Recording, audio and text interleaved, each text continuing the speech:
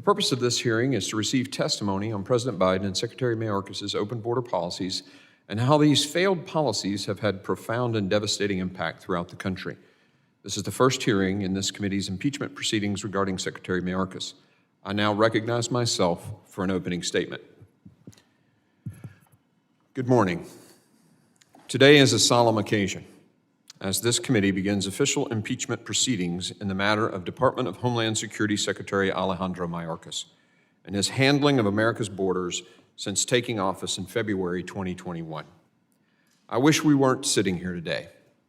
I wish these proceedings were not necessary. I wish our southwest border was secure. I wish that our government was enforcing the laws passed by the Congress and doing its job to keep the American people safe. Unfortunately, Secretary Mayorkas has done none of these things. For almost a year, the House Committee on Homeland Security has conducted a comprehensive investigation into the causes, costs, and consequences of the unprecedented crisis at our southwest border. Our evidence makes it clear. Secretary Mayorkas is the architect of the devastation that we have witnessed for nearly 3 years.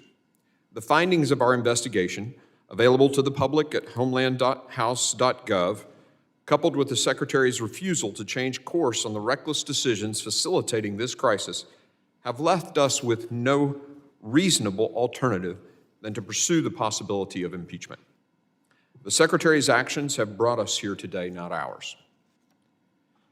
Since early 2021, we've watched in disbelief as historic numbers of inadmissible aliens have poured across our borders, both at official ports of entry and illegally crossing the thousands of miles of our borders. On Secretary Mayorkas' watch, Customs and Border Protection has recorded more than 8.1 million encounters at America's borders, including more than 6.7 million at our southwest border alone. For comparison, CBP recorded just over 3 million encounters nationwide from fiscal year 2017 to 2020. Jay Johnson, President Obama's former DHS secretary, previously said that 1,000 encounters a day, quote, overwhelms the system, end quote.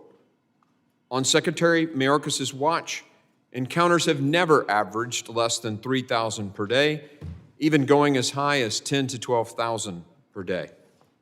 Just a few days ago, internal CBP numbers leaked to the media showed another 302,000 encounters at the southwest border alone in December.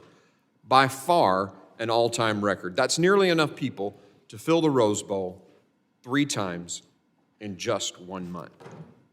In addition to these catastrophic numbers of the record 1.8 million known gotaways who've entered the country on Secretary Mayorkas' watch, individuals that Border Patrol agents know slip across our border but are not apprehended in large part because the cartels overwhelm the agents with large groups of coyote, paid, and escorted migrants. The agents see them and they count them, but they cannot apprehend them. But the numbers are most certainly far worse. As agents are moved to crossing sites to process migrants and the border is completely unmanned, there are no agents present to count the known gotaways. The number of unknown gotaways is no doubt enormous. Thousands of agents have been pulled off the front lines to process and release into our country record numbers of illegal aliens who know they will be released into the country and given a free bus or plane ticket to the city of their choice. I ask you to watch this video.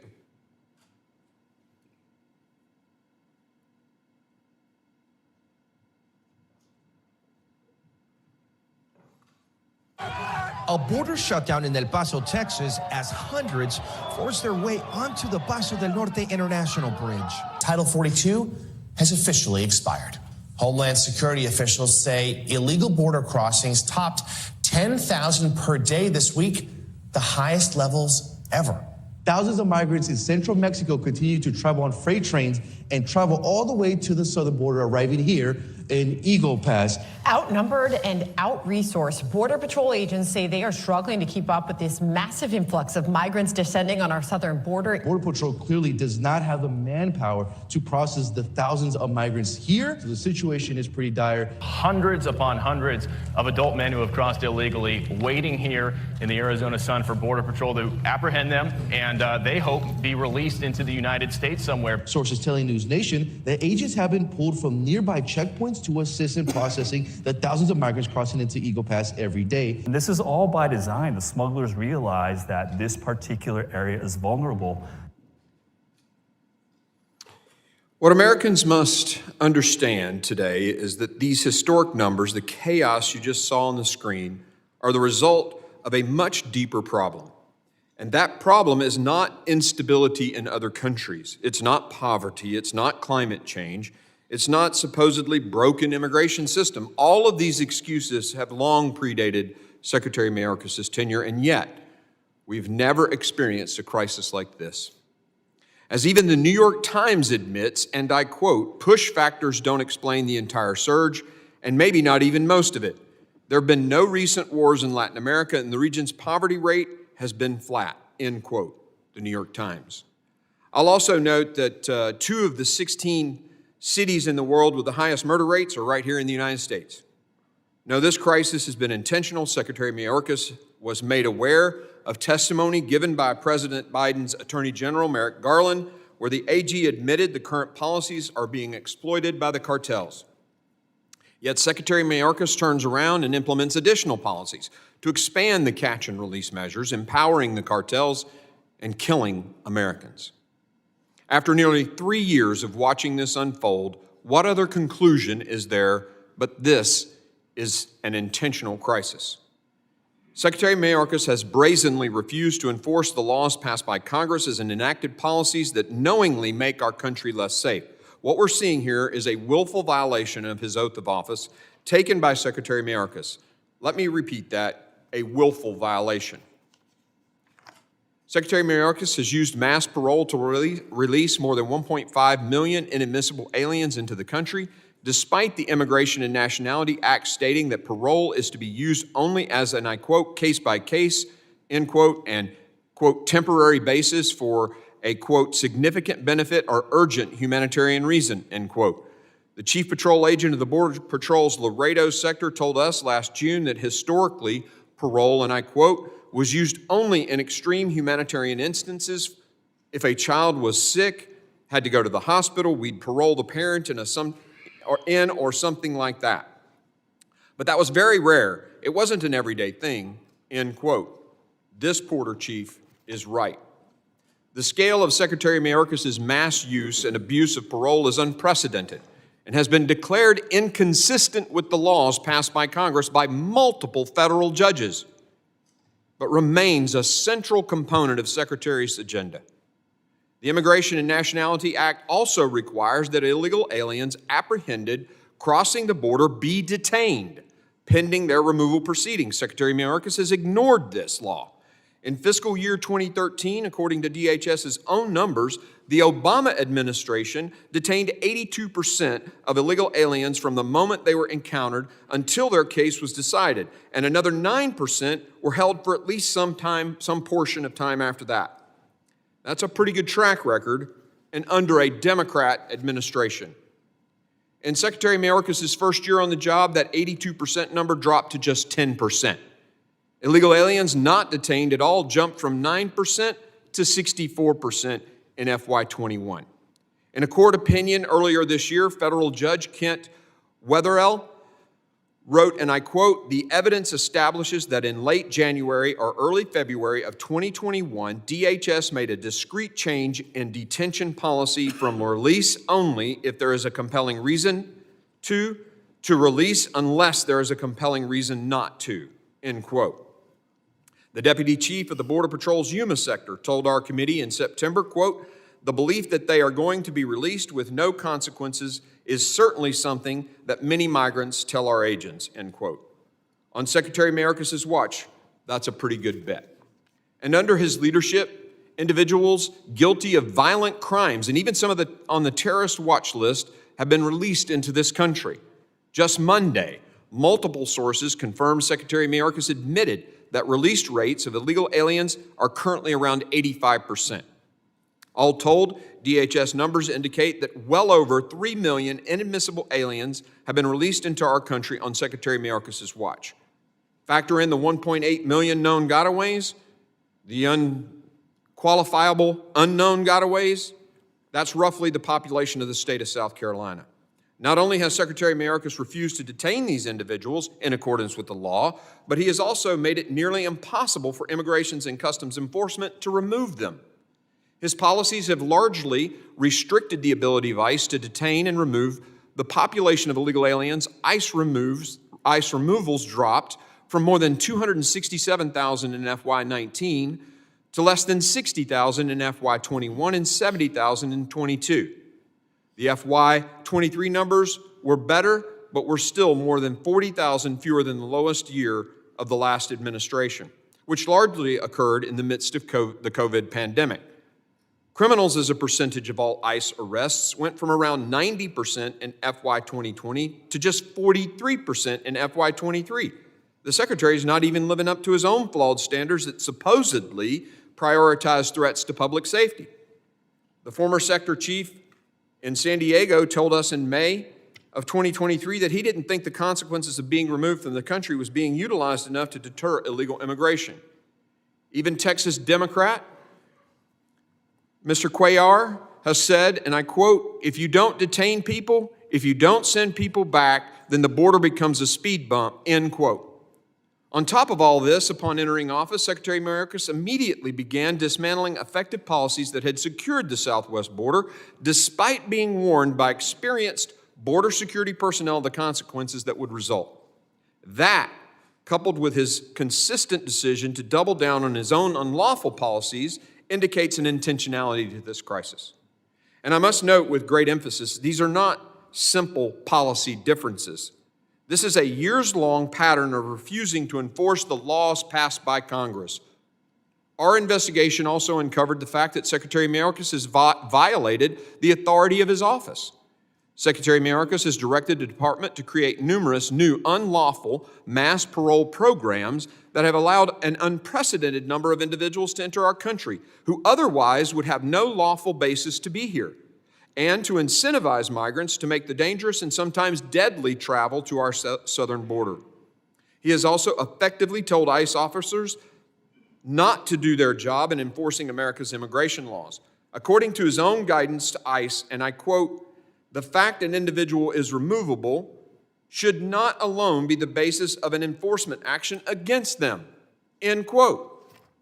And quote, "Our personnel should not rely on the fact of conviction," end quote, "for a flatly deportable crime, but must consider," quote, "mitigating factors that ameliorate in favor of declining enforcement action," end quote. He has even overseen the reckless and irresponsible use of federal law enforcement personnel to sweep under the rug the mess he's made at the southwest border. Border Patrol agents from the northern border have been deployed to the southwest border to assist in processing and releasing illegal aliens into the interior. Hundreds of law enforcement professionals from Homeland Security investigations have been pulled from serious investigations like sex crimes, child exploitation, and other atrocities to perform administrative functions at the border. One whistleblower claimed that his team was told to shut down its investigations and were then sent to the border to make sandwiches. The Secretary has abused his authority and put Americans at risk.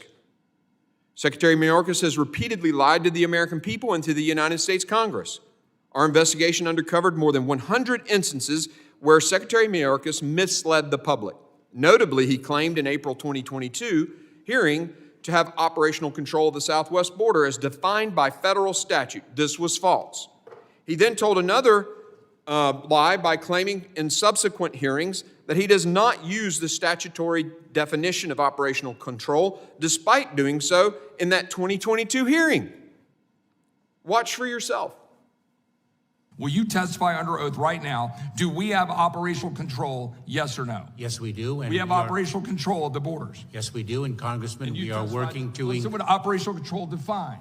In this section, the term operational control means the prevention of all unlawful entries into the United States, including entries by terrorists, other unlawful aliens, instruments of terrorism, narcotics, and other contraband. Do you stand behind your testimony that we have operational control in light of this definition? I do, and Congressman, I think the Secretary of Homeland Security would have said the same thing in 2020 and in 2019. That's the definition of Based operational upon the control. definition you have, sir, up there, no. We don't have operational control. No, sir.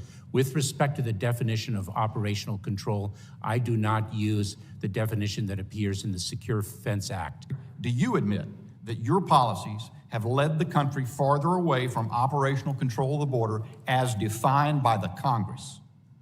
Congressman, no, I do not. If you will recall when you testified here in front of me when I asked that question, when you very clearly stated, we do have operational control. When presented with the actual definition of operational control, you didn't hesitate. You said, I do. And you, in fact, then referred back and said, I believe that my predecessors would have said the same thing. You looked straight at the American people, straight at me, straight at every person on this committee, and said, we have operational control. Why? Congressman, 2 points. One, you did not let me complete my answer. Two, hold on. Or give me your second point. Go ahead. Thank you. Two, the Secure Fence Act defines operational control as not a single individual crosses the border. I'm aware. I read it, and I read it to you, and you read it, and in fact, you said, I do. You didn't hesitate. You didn't say, I do. I need to explain what I mean by I do. You said, I do, over and over again. Secretary Mayorkas told this very committee in September 2021, and I quote, "The border is no less secure than it was previously," end quote. CBP recorded more than 192,000 encounters at our border that month alone, compared to around 58,000 the prior September. It was clear the border was not secure, so why did he mislead Congress? Another video, please.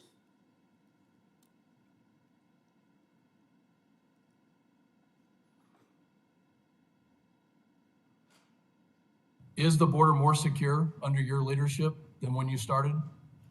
Congressman, the border is secure. We're executing our plan, and I've been very clear and unequivocal in that regard. Mr. Secretary, the question is the border more secure now under your leadership? Congressman, it is no less secure than it was previously. We have a record number of retirements, historic level of narcotics that have come across the border, and you still stand by your statement, yes or no, that the border is secure? Yes. He even stood at the White House podium in September 21 and falsely accused mounted Border Patrol agents in the Del Rio sector of whipping illegal aliens crossing the border. Earlier that same day, DHS emails showed that his staff had informed him that an eyewitness said no whipping occurred, yet he advanced the narrative at the highest levels anyway. One sector chief told us, and I quote, "We never whipped anybody. It was never really cleared up, and that takes a toll on our agents," end quote. Please play the video. We are very troubled by what we have seen. One cannot weaponize a horse to aggressively attack a child. We know that those images painfully conjured up the worst elements of our nation's ongoing battle against systemic racism. First of all, the images, as I expressed earlier, the images horrified us in terms of what they suggest and what they conjure up in terms of not only our nation's history, but unfortunately the fact that that page of history has not been turned entirely. And that means that there is much work to do, and we are very focused on doing it. An email obtained through a records request reveals that DHS Secretary Alejandro Mayorkas was privately alerted by DHS officials that the whipping narrative behind the infamous horseback Border Patrol photos wasn't true. But at a press conference hours later, Mayorkas didn't stop or dispute that narrative. This is just a taste of Secretary Mayorkas' misconduct. However, I want to close by reminding everyone that we're here today not only because House Republicans are determined to hold Secretary Mayorkas accountable, but because more than 200 House Democrats voted on November the 13th to refer articles of impeachment to our committee. We're now acting in a bipartisan way, I suppose, in taking up those very articles. And I briefly want to make it clear to the American people. Secretary Mayorkas' refusal to follow the law is sufficient grounds for impeachment proceedings. The constitutional history is overwhelmingly clear on this subject. The founders designed impeachment not just to remove officials engaged in criminal behavior, but those guilty of such gross incompetence that their conduct had endangered their fellow Americans, betrayed the public trust, or represented a neglect of duty. According to one scholar, there is, and I quote, a settled understanding beyond dispute that impeachable offenses are not limited to prosecutable crimes. Rather, the framers of the Constitution understood, and the House of Representatives has consistently concluded, that the impeachment power reaches all manner of gross misconduct in office that does serious harm to the U.S. political system, the U.S. constitutional order, or the people of the country. The actions, policies, and statements of Secretary Mayorkas easily meet the standards, end quote. Over the next few hours, you might hear a lot about process and procedure, and after a thorough year-long investigation, this committee is following the Constitution and procedure as directed by the House's vote this past November. Make no mistake, attacks on the integrity of the process are meant to distract you from the deadly consequences of our open border. Unprecedented cartel control of our southwest border with record amounts of fentanyl flooding across between ports of entry and into our communities, killing tens of thousands of Americans every year. Over 300 individuals on the terrorist watch list apprehended illegally crossing the southwest border since FY 2021, compared to just 14 from FY 2017 to 2020. Families devastated by violent criminal aliens who have committed murder, rape, and assault, to say nothing of the vehicular crimes committed. CBP and ICE personnel losing faith in their mission. They and their families bearing the brunt of this onslaught at the border. The human costs of this crisis are very real. The dollar costs of this crisis have been astronomical as well. New York City alone projects that it will have to spend $12 billion dealing with the flow of illegal aliens into the city by 2025. And it is even cutting the police force to pay for it. One county in Texas had to cut salaries to afford burials and cremations of illegal aliens found dead in their jurisdiction. These costs will be felt for years to come. As I stated when we started this investigation almost a year ago, we will follow the facts. We have done just that, and the facts have led us here. I look forward to the testimonies of these distinguished attorneys general who have watched this crisis play out unabated in their states. For the sake of our homeland security and the well-being of the people of the United States, Secretary Mayorkas must be held accountable.